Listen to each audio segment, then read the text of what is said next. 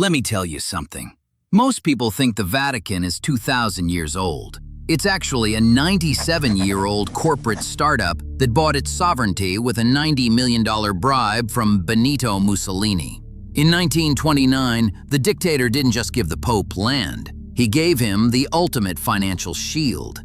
Welcome to the Vatican, a 121-acre loophole where God is the CEO, the mafia is a preferred client, and the only law is what's written in a secret archive with 53 miles of skeletons. This is the Bank of God, and today we're auditing the vault. The Mussolini Payoff. How did a religious institution become a sovereign state? By trading moral authority for cold, hard cash. Mussolini needed the church's blessing to legitimize his fascist regime. So, he paid for it. $90 million in 1929 money. That's over $1.5 billion today. That blood money became the seed capital for the Vatican's global real estate empire. They didn't build on faith, they built on a fascist windfall. The IOR Loophole.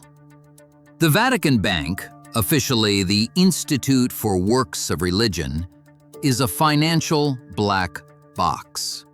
Because the Vatican is a sovereign nation, its bank doesn't answer to the EU, the IMF, or the World Bank.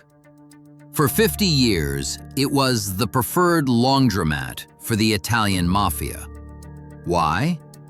Because you don't need know your customer protocols when your only boss is supposedly in heaven. Dirty cash goes in as donations and comes out as clean, sovereign assets.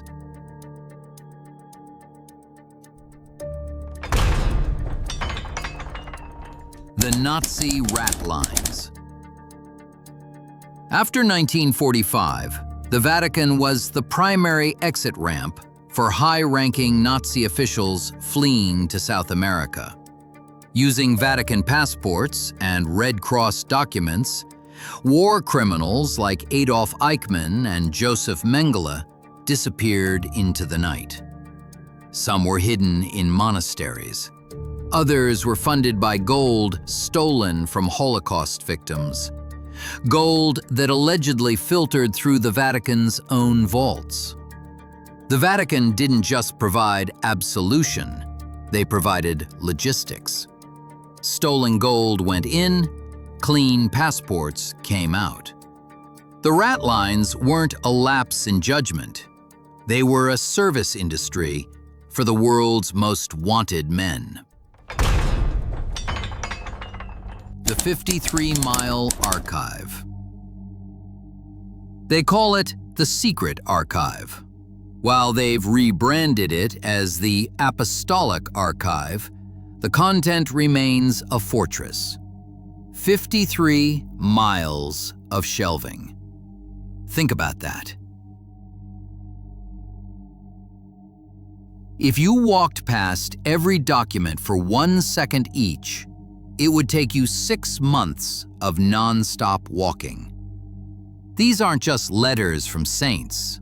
These are the receipts of empires.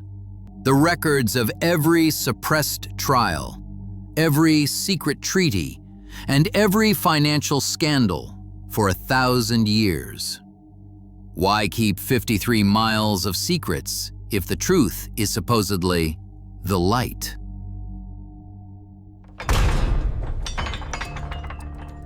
The London real estate heist. In 2014, the Vatican used $400 million of Peter's Pence, money donated specifically for the poor, to buy a luxury apartment building in Chelsea, London. The deal was a disaster of fraud and kickbacks, leading to the first ever criminal trial of a cardinal in a Vatican court. Your donations weren't feeding orphans. They were paying for high-end London marble in a deal that went south.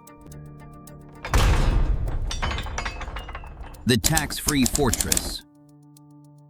There is no income tax in the Vatican, no sales tax. The Vatican pharmacy, the gas station, and the supermarket are all tax-exempt. It's a retail loophole that costs Italy millions in lost revenue every year. The residents aren't just holy men. They're the beneficiaries of the world's most exclusive duty-free shop.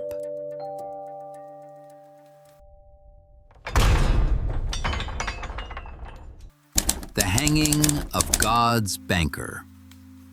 In 1982, Roberto Calvi, the head of Banco Ambrosiano and the man in charge of the Vatican's money, was found hanging under Blackfriars Bridge in London. His pockets were stuffed with 5 pounds of bricks and $13,000 in cash. The official ruling was suicide, but the bricks were a Masonic warning. Calvi knew too much about the Vatican's ties to the P2 Masonic Lodge and the Mafia. He didn't jump. He was liquidated to protect the vault. When God's banker knows where the bodies are buried, sometimes he becomes one of them. The Art Hedge Fund. The Vatican Museum houses the largest art collection on Earth. Stand in the Sistine Chapel. Tilt your head back. Michelangelo spent 4 years on his back painting the hand of God reaching toward man. Visitors weep. 20,000 people a day come here to feel something sacred. But don't look at it as art. Look at it as an unregulated hedge fund. They don't hang paintings for beauty. They hang them because you can't tax a Raphael. Billions in gold, marble, and canvas that never appear on a public balance sheet. They preach poverty while sitting on the world's largest hoard of untaxable physical assets. The Mercenary Guard. The Swiss Guard aren't just for tourist photos. They are a professional mercenary force, the only ones in the city allowed to carry firearms. Their loyalty isn't to a country, it's to the CEO. They are the personal security detail for a $1 trillion sovereign entity. Still loyal, still lethal. The Childless City. Only 800 people live here. No maternity wards, no schools, no children. It is a city designed solely for administration and secrecy. It's not a country. It's a corporation with a flag where the citizens are all employees of the firm. The Latin Wall. Even the ATMs here have a Latin option. It's a deliberate layer of exclusion. If you don't speak the language of the inner circle, you don't get to see the ledger. Secrecy by tradition, exclusion by design. The ultimate old boys club. The Pence lie. Every year, millions of Catholics donate to Pence, believing the money goes to the Pope's charities. Leaked documents showed that as little as 10% actually reaches the poor. 10%. The other 90%? It goes to plug the Vatican's massive administrative deficits and pay for the legal defense of predatory priests. You thought you were feeding the hungry. You were actually feeding the lawyers. Sovereign immunity. Because the Vatican is a country, it enjoys sovereign immunity. This is the ultimate get-out-of-jail-free card. They can't be sued in foreign courts for the crimes of their employees. It's a legal shield that has protected thousands of criminals from seeing a day in court. Accountability? Optional. Justice? Negotiable. The Arizona Eye. The Vatican owns the Vatican Advanced Technology Telescope in Arizona. Why is the church looking at deep space? Because if you're a 2,000-year-old corporation, you don't just plan for the next quarter, you plan for the next eon. They aren't looking for God. The Immortal Corporation. The Vatican has outlived every empire, every bank, and every ideology. They didn't do it by being holy. They did it by being the most ruthless business in history. Trillions in hidden wealth, 53 miles of secrets, a sovereign shield that no government can pierce, 2,000 years of institutional memory, 97 years of sovereign statehood, and a balance sheet that makes Goldman Sachs look like a lemonade stand.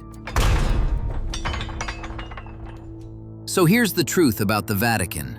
This isn't a church, it's the syndicate. A trillion-dollar empire built on faith, but run on blood money and silence. The art is beautiful, the architecture is stunning, the robes are perfect. But underneath it all, salvation has a price tag. Welcome to the Bank of God, where absolution is tax-deductible and confession is confidential.